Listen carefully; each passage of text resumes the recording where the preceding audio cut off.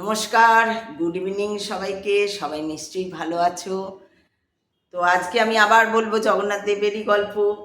কালকে আমি বলেছি কিভাবে জগন্নাথ শ্রীকৃষ্ণের থেকে জগন্নাথের রূপ হলো। কলির বলা হয় কলির শ্রীকৃষ্ণ হচ্ছেন জগন্নাথ দেব এবং তিনি সচল। সচল অর্থাৎ তিনি বর্তমান, জাগ্রত, বর্তমান যাকে বলা হয়। যেমন চিরঞ্জীবী বলা হয় হনুমানকে বা অশ্বত্থামাকে, সেই রকম বলা হয় শ্রীকৃষ্ণ জগন্নাথের মধ্যে দিয়ে একদম সচল, অর্থাৎ তিনি জাগ্রত। তো একবার কে একটা প্রশ্ন করেছিল যে যে জাগ্রত এটা বিশ্বাস করব কি করে। তখন নারদ বলেছিলেন যে যখন দেখবে যে ঠাকুরকে বার করা হবে, যখনই ঠাকুরকে বার করা হোক তখন যদি তার ওই মণির সূর্যের আলো তার ওই মণিতে পড়ে, যে মণি থাকে কপালের মাঝখানে, সেই মণিতে পড়ে আলো, যদি সূর্যের আলো পড়লেই বৃষ্টি অবধারিত, বৃষ্টি হবেই আর কি, সে এক ফোঁটা হলেও হবে। এইটা যদি হয় তাহলে জানবে যে হ্যাঁ ইনি জাগ্রত ঠাকুর। তো এরকম আমরা দেখেছি, আমরা শুনেছি, পড়েছি যে এরকম অনেক উদাহরণ আছে এবং আমরাও নর্মালি দেখি। রথের দিন বিশেষ করে যখন তাকে বার করা হয়, রথের দিনই তাকে বার করা হয়। তো রথের দিন যখন তাকে বার করা হয় তখন যখনই তিনি সূর্যের আলোতে আসেন সেই সময় থেকেই বৃষ্টি হয়। সময় থেকে হয়, কখনো সেই দিনটা পুরো হয়, কখনো সে একটুখানি হয়ে থেমে যায়, কিন্তু বৃষ্টি হবেই। এটা আমরাও দেখেছি যে রথের দিন মানে হয় না, আমরা যখনই মানে দেখি রথের দিন এসছে তখনই আমরা দেখি একটু না একটু তো বৃষ্টি হবে। আর রথ যতদিন চলবে, যতক্ষণ সেই টাইমটা চলবে তার মধ্যে কিন্তু বৃষ্টি হবেই। তো এটাতেই বোঝা, আরও অনেক কারণ আছে কিন্তু এটাও একটা সব থেকে সোজা কারণ, মানে সব থেকে চোখে পড়ার মতন কারণ, যে এতেই বোঝা যায় ইয়ে হবে। তো একজন কথাকারক আছেন, যিনি কথা করেন, প্রবচন করেন। তো উনি একবার বলছেন, ওনারই গল্প বলছেন যে আমি একবার জগন্নাথ পুরীতে গেছি। জগন্নাথ পুরীতে গিয়ে ঠিক ওই সময় গেছেন, উনি রথের সময় গেছেন। তো রথের সময় গেছেন, এবার ওনার ইয়ে বলেছে, গুরুদেব বলেছে যে এই গল্পটাই করেছেন যে দেখবে যখনই ওনাকে বার করা হবে সূর্যের আলো যেই ওনার মণিতে পড়বে, ললাটের মণিতে যখনই সূর্যের আলো ঠিক রবে তখনই বৃষ্টি হবে। যদি বৃষ্টি হয় তাহলে জানবে যে ইয়ে সত্যি উনি জাগ্রত। তো ওনার মানে এমনিতে তো বিশ্বাস ভক্তি সবই আছে, কিন্তু হয় না, আমাদের বিশ্বাস ভক্তি থাকলেও আমরা কি করি, দেখি তো এটা হয় কিনা, এরকম একটা আমাদের মনে হয়। ওনার ওরকম মনে হয়েছে, দেখি তো, দেখবো হয় কিনা। তো উনি গেছেন, রথের সময় একদম বার করা হচ্ছে। এবার উনি যেহেতু কথাকারক, ওনাকে যেহেতু সবাই চেনে, তাই পাণ্ডা, পণ্ডিতরা, গোস্বামীরা ওনাকে সামনে যেতে ইয়ে অ্যালাউ করেন আর কি। তো বলছে অ্যালাউ তো করেছেন ওনারা আমাকে, এবং আমি গেছিও, দেখছি সব কিছুই বার করা হচ্ছে, এই হচ্ছে।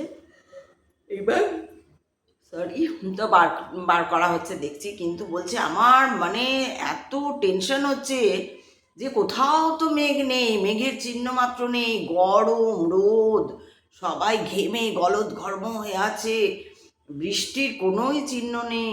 মানে তাহলে মানে ওনার যেহেতু গুরুদেবের বলেছেন, আর গুরুদেবের প্রতি ওনার ভক্তি, তখন উনি নিজেই বলছেন, যে উনি কথায় বলছেন যে আমি স্বয়ং ঈশ্বরকে ডাকতে শুরু করেছি যে আমার গুরুদেবের কথা যেন মিথ্যে না হয়, এইটুকু তুমি দেখে নিও, আমার গুরুদেব যে বলেছেন এইটা যেন আমি, মানে বলছে আমি হলো কি হলো না এটা পরে, কিন্তু গুরুদেব যেন আমার কাছে মানে ইয়ে না হয়ে যায়, একটা হয় না যে মিলল না কথাটা, এরকম হয় একটা, তো সেইটা যেন না হয়।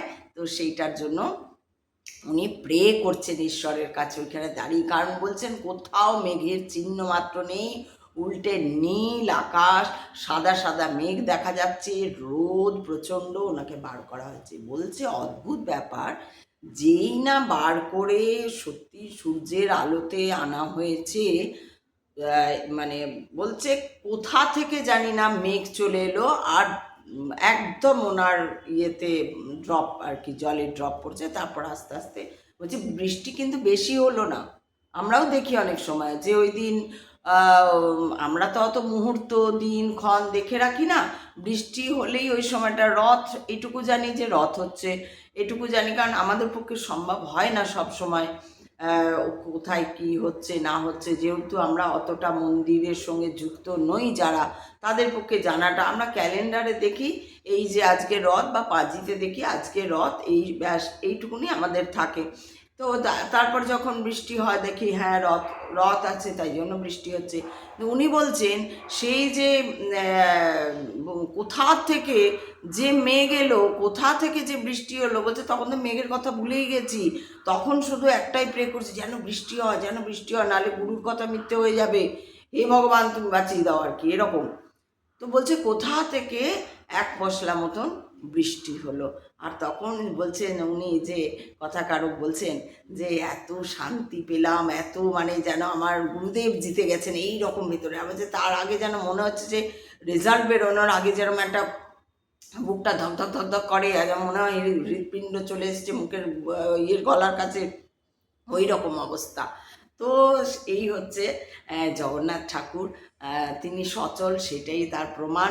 এবং কি বলে, আমরা এই ধরনের অনেক গল্পও শুনি। হ্যাঁ, বিশ্বাস অবিশ্বাস হচ্ছে আমার নিজের প্রতি যতটা বিশ্বাস, সেই থেকেই আসে আমার ঈশ্বরের ভক্তি। বা যদি আমি এমনও হতে পারি, আমি এমনও মানুষ দেখেছি যে যা হয়তো ঈশ্বর বলে কারোর সেই রকম কোনো আদর্শে তার বিশ্বাস নেই, কিন্তু তার একটা অন্য আদর্শ আছে, কিন্তু সেই আদর্শে তিনি একভাবে চলেছেন। তারা তো ঈশ্বর বিশ্বাস নেই, তার জন্য তার যে বিশাল ক্ষতি হয়ে যাচ্ছে তা নয়, কিন্তু তার অন্য একটা আদর্শতে যে তিনি চলছেন, সেই আদর্শটা থেকে তিনি সরে যাননি, তিনি কখনো দ্বিমনা হননি। এগুলো আমরা দেখি, আর এগুলো আমাদের শিক্ষা দেয় যে একভাবে যদি আমি কোনো ভাবনাকে, কোনো মতাদর্শকে ধরে থাকি, সেই মতাদর্শের সঙ্গে আমার নিশ্চয়ই একটা অদ্ভুত মানে অদৃশ্য জনিত একটা সম্পর্ক গড়ে ওঠে। তো এটা আমাকে কোথাও একটা ঊর্জা, একটা পজিটিভ ঊর্জা এনে দেয়। তো সেইটাই হচ্ছে কথা। তো জগন্নাথ দেব হচ্ছেন একদম সচল। আর সেই জন্য জগন্নাথ দেবের একটা গল্পও আছে যে জগন্নাথ দেব তো খুব মজা করতে ভালোবাসেন। তো একবার মাধব দাসের সঙ্গে, মাধব দাস ওনার একজন ভক্ত, মাধব দাসের সঙ্গে অনেক গল্প আছে, আমি অন্য সবগুলো তো বলা যাবে না, একটা গল্প বলছি। তো একবার কি হয়েছে, মাধব দাস খুবই ভক্ত। তো জগন্নাথ দেব ভাবছেন, জগন্নাথ দেব শ্রীকৃষ্ণ, শ্রীকৃষ্ণই কিন্তু জগন্নাথ দেব। জগন্নাথ দেব ভাবছেন যে মাধব দাসকে, আমি তো জানি মাধব দাস ভক্ত, কিন্তু তাও একটু পরীক্ষা করা যাক, একটু মজা করা যাক, এরকম আর কি। তো মজা করা যাক দিয়ে কী করেছে, জগন্নাথ এই মাধব দাস কে মাধব দাসের হঠাৎ ভীষণ মানে শরীর খারাপ হয়েছে। মাধব দাস পুজো আচ্ছা কিছু করতে পারছে না, খুব শরীর খারাপ হয়েছে, পেট খারাপ হয়েছে, ভীষণ বাজে অবস্থা, পেট ব্যথা করছে, সারছে না, এই না সেই না, ভুগছে, এবং বিছানাতেই করে দিচ্ছে, 1 দিন 2 দিন 3 দিন 4 দিন 5 দিন হয়ে যাচ্ছে। তখন মানে এইবার জগন্নাথ দেব ভাবছেন যে না, ও তো মানে তাও সেই একটা ভক্তি, ঈশ্বরকে বলা যে আর আমাকে এইভাবে রেখো না, কারণ আমার খারাপ লাগছে এইভাবে থাকতে, এর থেকে আমাকে তুমি তোমার কাছেই টেনে নাও।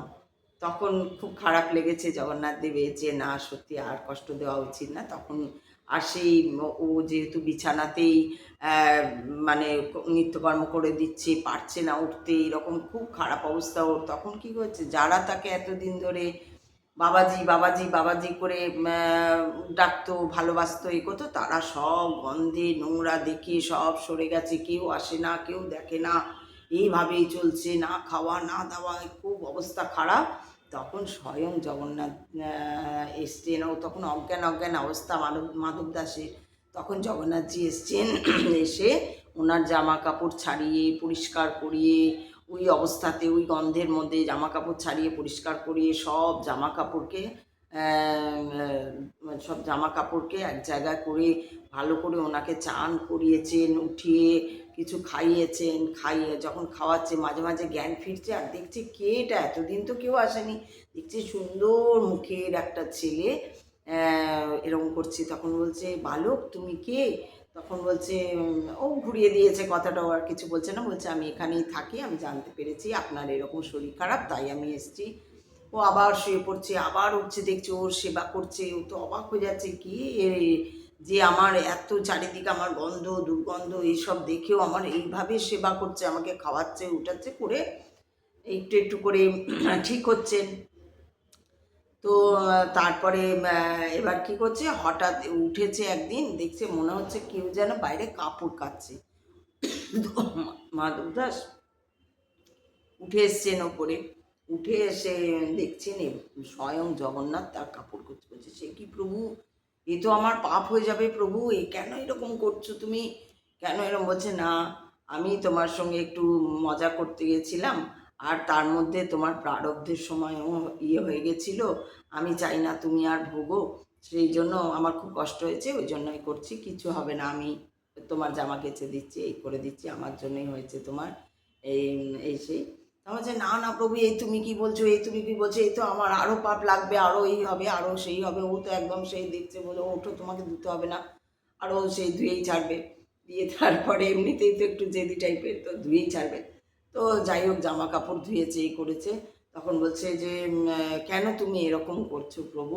বলছে যে, আসলে তোমার কিছু প্রারব্ধ ছিল, কিন্তু তুমি আমার এত ভক্ত, আমি তোমাকে কষ্টে সেইভাবে কষ্টে দেখতে পারবো না, যে প্রারব্ধ তোমার ছিল তো সেটা দেখতে পারবো না বলে তোমার উপরে একটা এরকম ইয়ে করেছি আর কি, মানে এরকম একটা কাজ করেছি যাতে তোমার কমের মধ্যে দিয়ে ব্যাপারটা হয়ে যায়। বলছে, না এর থেকে তুমি আমার তো আর কিছুই নেই, আমার কেউ নেই, কোথাও কিছু ইয়েও নেই, আমি তোমার মধ্যেই চলে গেলে পারি। এরপরে বলছে, না যাবার সময় না হলে তো যাওয়া যায় না মাধব দাস, তো তুমি এক কাজ করো। তখন বলছে যে, আরও 15 দিন তোমার কষ্ট রয়েছে, এই শরীরের কষ্ট আরও 15 দিন রয়েছে। তখন বলছে যে, আরও 15 দিন আমাকে ভুগতে হবে? বলছে, না আর তোমাকে ভুগতে হবে না, আমি তোমার 15 দিনের যে আরও রয়েছে, আমি তার আগেই তোমাকে সুস্থ করে দিচ্ছি, আর ওই 15 দিন আমার, ওই 15 দিনের যে তোমার অসুবিধাটা রয়েছে সেটা আমি আমার উপরে নিয়ে নেবো। বলছে, না না প্রভু, না না বলতে গেছে, দেখছি অন্তর্ধান হয়ে গেছে। ও তো খুবই হচ্ছে, মানে সেই হয় না, এখন যদি স্বয়ং কোনো ঈশ্বর এসে আমাকে বলে, তোমার যা প্রারব্ধ, যা সমস্যা চিন্তা সব আছে, আমি আমার কাঁধেই নিয়ে নিলাম, যদি না বলে নিয়ে নেয় তুমি বুঝতেও পারছো না, সেখানে কিন্তু একটা ঠিক আছে। কিন্তু যদি বলে নেয় তখন না বাবা, আমার প্রারব্ধ, আমার যা ঘটার আমি সইব, তুমি কেন আমার হয়ে সইবে? কাউকেই সইতে দেওয়া উচিত না। তো স্বয়ং ঈশ্বর এলে আমরা কিন্তু ওটাকে অ্যালাউ করবো না। কিন্তু যদি আমাকে না জানিয়ে আমার ঈশ্বর যদি আমার প্রারব্ধের ভাগ নিয়ে সেটাকে লঘু করে দেন, সেই ভাবটা, বা মিনিমাইজ করে দেন, বা ইয়ে কমিয়ে দেন, সেটা কিন্তু আমি জানতে পারবো না, সেটা হচ্ছে। কিন্তু যদি জানিয়ে করেন তো কোনো ভক্তই বলবে না, হ্যাঁ প্রভু ঠিক আছে যাও তুমি নাও, বলবে না এটা। তো উনিও সেরকম বলতে গেছেন, দেখছে অন্তর্ধান হয়ে গেছে, আর কি করবে? তারপর থেকে তারপরে সকালবেলায় তো ও দেখছে, ঘুম থেকে উঠে ওর আলাদাই মানে সুন্দর গন্ধ বেরোচ্ছে চারিদিকে, আর ওর শরীরে যেন আলাদাই স্ফূর্তি, আলাদাই স্ফূর্তি।